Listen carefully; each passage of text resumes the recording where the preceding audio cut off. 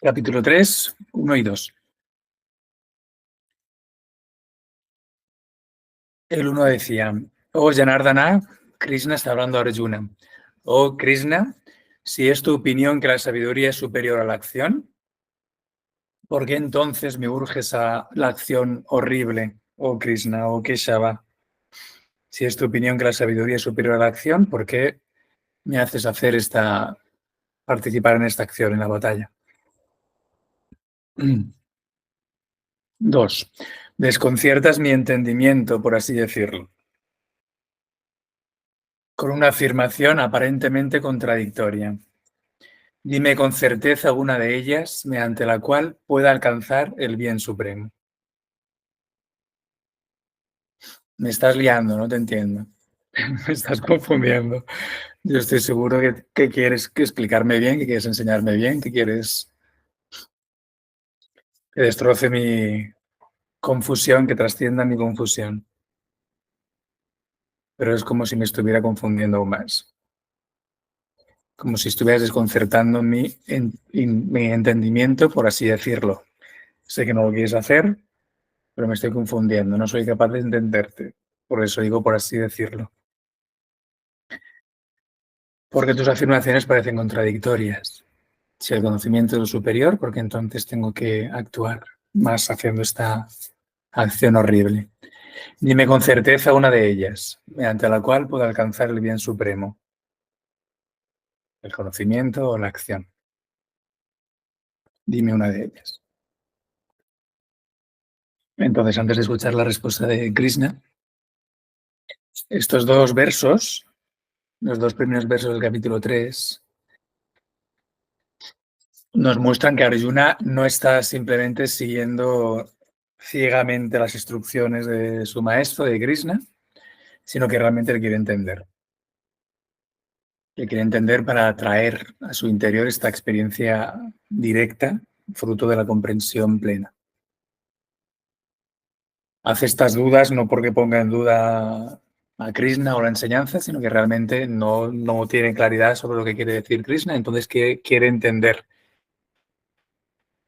Y por eso le pregunto a sus dudas, quiere entender para, como prerequisito de ese entendimiento con claridad, ¿qué me quieres decir?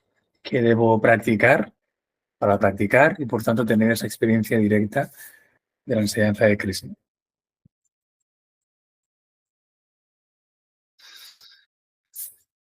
Porque incluso cuando una persona acepta a alguien como su maestro en estas vías, en estos caminos, al no tener una experiencia directa de lo que el maestro le quiere o la maestra le quiere transmitir, no tenemos esa certeza. Continuamos teniendo dudas y no resolveremos las dudas hasta que no tengamos esa experiencia directa. Y para tener esa experiencia directa, es solo la única estado, la única experiencia donde se resuelven realmente las dudas y no quedarnos en una aparente comprensión meramente intelectual, que es lo que sucede si sigues simplemente de forma ciega, pero sin comprensión real, solo aparente las instrucciones del maestro. Para evitar eso, tenemos que preguntar.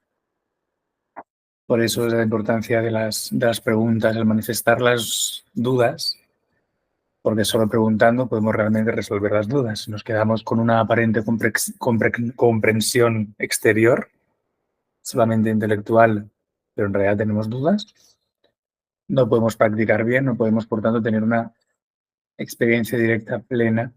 Y sin una experiencia directa plena nunca podemos resolver totalmente las dudas. Esa es la situación de Arjuna ahora al plantear las dudas. Por tanto, son dudas genuinas, porque realmente quiere entender para realizar la enseñanza. Por tanto, refleja dificultades que todos los estudiantes tenían. Entonces, el estudiante debe aprender a ser como Arjuna, quien refleja con sinceridad pues las dudas, la falta de comprensión, de claridad que tiene, entendiendo que sin esa claridad no puede practicar y sin esa práctica correcta, sin dudas, centrada en esa claridad, no puede realmente resolver todas sus dudas con la experiencia directa. Entonces, no podemos tener un seguimiento superficial, aparente pero no real, de la enseñanza, porque si no siempre nos vamos a quedar con esas dudas.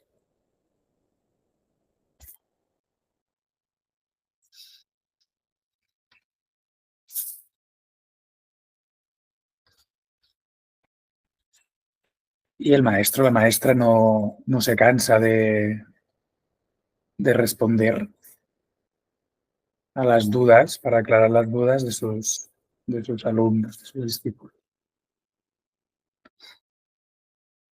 Pero el alumno tiene que plantear esas dudas para resolver, no quedarse en un nivel intelectual de lo entiendo, pero en realidad no lo entiendo. Solo es una apariencia. Porque así solamente te estás engañando a ti mismo. Esto es un proceso de uno mismo con uno mismo, no hay que agradar o desagradar a nadie ni mostrar nada a nadie. Si lo hacemos de cara a los demás, en realidad no estamos entendiendo nada. Es de uno mismo con uno mismo. No nos podemos engañar a nosotros mismos y no engañamos a nadie más. Y si lo hacemos por engañar a alguien más, nos estamos engañando a nosotros mismos. Como tampoco es que tengamos que mantenernos en la duda constante, simplemente alimentando los obstáculos que tenemos de entregarnos. Es otra opción que pueden tener los alumnos, ¿no? Tengo un rechazo, que en realidad es por mi propio miedo, por mi propia limitación, a entregarme a nada, y menos a una vía tan profunda, ni a nadie que enseñe esa vía. Tengo un rechazo a la entrega, en general en mí, y más a cosas así. Y ese rechazo así de profundas, y ese rechazo a la entrega, ese miedo a la entrega, y a mi capacidad por realmente diferenciar a dónde puedo entregarme y a dónde no, y a mi limitación por observar por qué no puedo entregarme, si es porque no puedo discernir dónde merece la pena entregarse porque me va a ayudar y dónde no, o si es simplemente por miedo a dar ese paso de la entrega. Y entonces pongo obstáculos en forma de dudas o de críticas. Esa tampoco es la vía correcta para crecer nosotros. Porque no nos damos cuenta que esas dudas que vamos planteando son obstáculos que tenemos en realidad nosotros, que nos impiden la entrega a aquel conocimiento que realmente sí que vale la pena que nos entreguemos a él, porque nos conecta con nosotros mismos. Por tanto, ni el aparentar que lo entendemos todo y quedarnos con las dudas, porque eso no nos lleva a una práctica clara, centrada y por tanto una experiencia directa, ni tampoco el solamente plantear dudas como autoprotección y no encarar realmente mi miedo a entregarme, porque eso tampoco me va a llevar a ninguna práctica decidida y clara, y por tanto a una experiencia directa, completa, que finalmente es el único lugar donde se disipan las dudas. Entonces aquí Arjuna representa a la parte de la mente que duda, a Manas, y Krishna pues es el yogi que tiene un conocimiento claro, completo, que simboliza el intelecto más elevado, la razón pura, que instruye a la mente que tiene dudas para aclarar esas dudas. En este estadio en el que está ahora Arjuna, como cualquier aspirante, se puede encontrar cualquier aspirante como Arjuna aquí, se puede encontrar, nos encontramos con 4 situaciones que nos pueden limitar nuestro avance en la sadhana, en la práctica. 1, que hemos logrado algún conocimiento teórico, pero ese conocimiento no está completamente asimilado por mi mente-corazón, es solamente un conocimiento teórico. Debo entender que ese conocimiento teórico no es suficiente, no está realmente asimilado por mi mente-corazón, lo tengo que reconocer e intensificar mi concentración, mi práctica, para que mi mente-corazón realmente lo asimile, ese conocimiento no se quede como algo externo intelectual.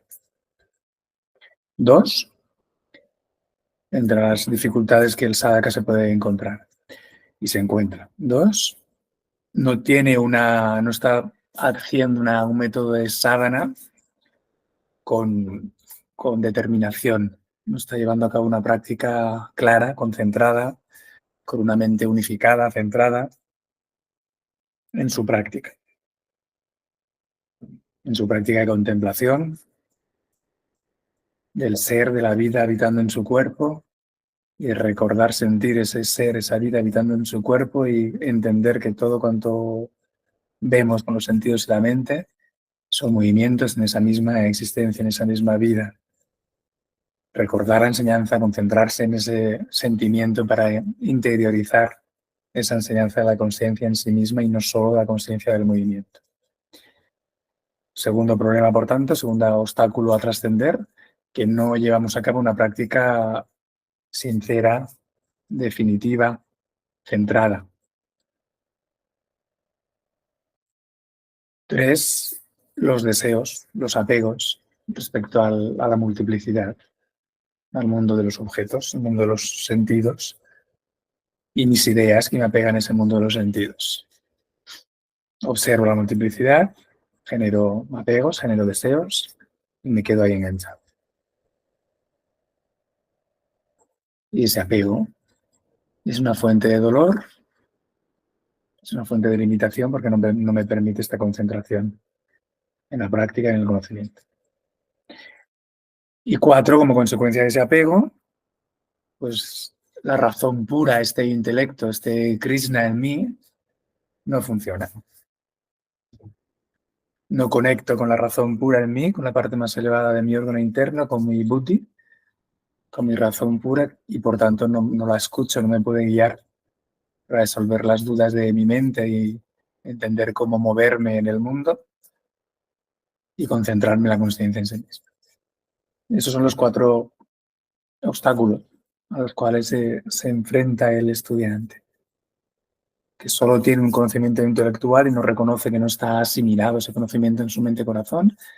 2, que su práctica no está centrada, no practica lo suficiente. Contemplación en ese conocimiento, recordar ese conocimiento. Meditación, contemplación, recordar.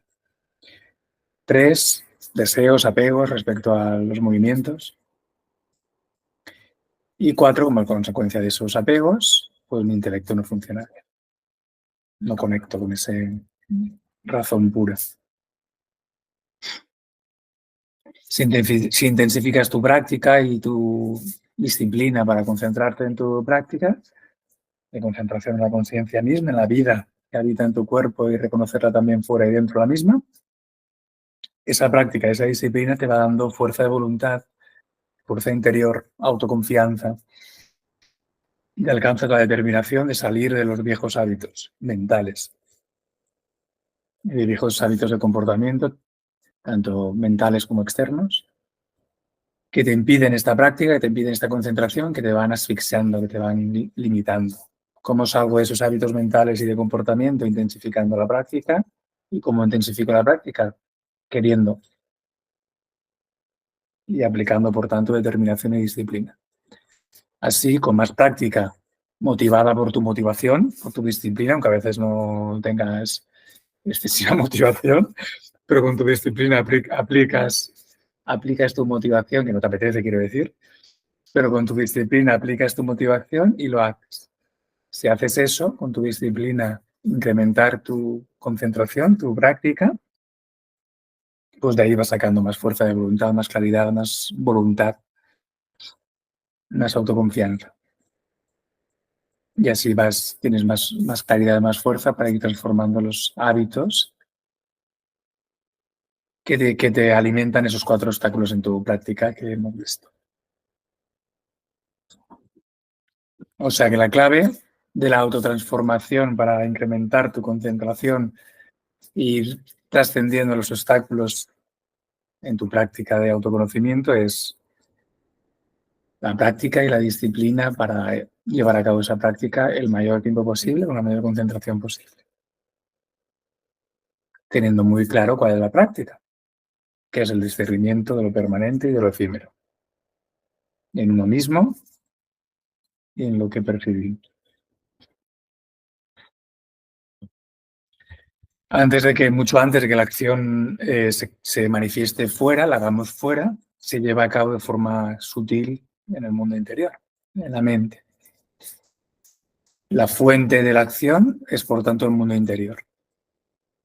Y dentro de ese mundo interior, la fuente última de la acción es la razón pura, es el intelecto. Por eso el intelecto es fundamental reconocerlo y para eso necesitamos paz y concentración. Reconocerlo como nuestro consejero interior, porque de ahí debe de surgir nuestra comprensión que guíe nuestra acción, tanto exterior como nuestro entendimiento de la acción exterior y de nosotros mismos. Debe surgir del intelecto puro, la razón pura, pero no conectamos con la razón pura si estamos agitados o si no sabemos ni que existe esa razón pura que debe ser nuestro consejero interior.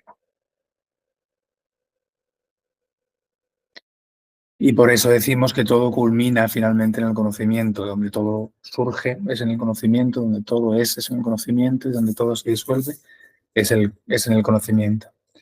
Lo que haces, piensas, dices, tus sentimientos, tu entorno, tu energía, son muy importantes, sí, pero todo culmina en el conocimiento, donde todo surge, donde todo es y donde todo se disuelve.